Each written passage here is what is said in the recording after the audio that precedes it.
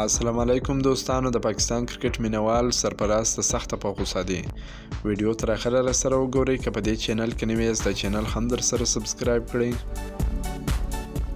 د شپږم پړاو پاکستان سوپر لیګ څلورمه لوبه تېره شپه د فروری په 22مه نیټه د کویټه ګلیډیټرز او لاهور قلندرز لوبډلې ترمنځ ترسره شوه چې پکې کویټه ګلیډیټرز په 9 ویکټو ماتې ومنله.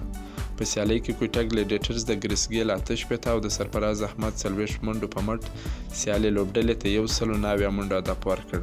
سیالۍ لوبډلې لاهور قلندر یاد هدف په اسانۍ سره د یو لوبغاړي په سوځېدو سره په 13.2 اورونو کې ترلاسه کړ.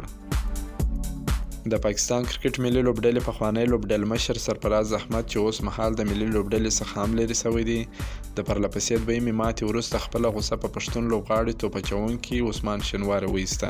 شنواري د لوبې 18 اوور ترسره کړ. په خرزمان ته د 2 څلوریزو او 1 شپږیزې پر مټ 18 منډې ورکړې. د اوور پای ته رسېدو وروسته لوبډلمشر شنواري ته د ورتلو وویله. کله چې شنواري ورنږدې سو نو نوموړي ورته په غوسه خبرې وکړلې. دغه عکسونه په ټولنیزو رسنیو کې خپاره سوي دي چې د پاکستان کرکټ مینوال یې سخت غوسه کړی دی. د یو پاکستاني کرکټ مینوال په خپله فیسبوک پاڼه داسې لیکلی دی: سرفرازه د کرکټ یوه عامه اصطلاح ده چې د کرکټ لوبې دوه اړخونه لري، ګټل او بایلل. نو هیله د خپل اخلاق دې اصلاح کړه. د لوبې په بایللو د لوبغاړو دومره بې عزتي مه کوه.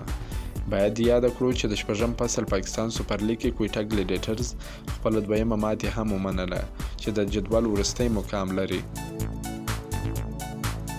دا و د سرفراز په اړه معلومات. که مو دا معلومات خوښ شوي ویډیو در سره لایک کړئ. که په دې چینل کې نوی یاست د چینل هم در سره سبسکرایب کړئ. تر بلې ویډیو پورې د الله په امان.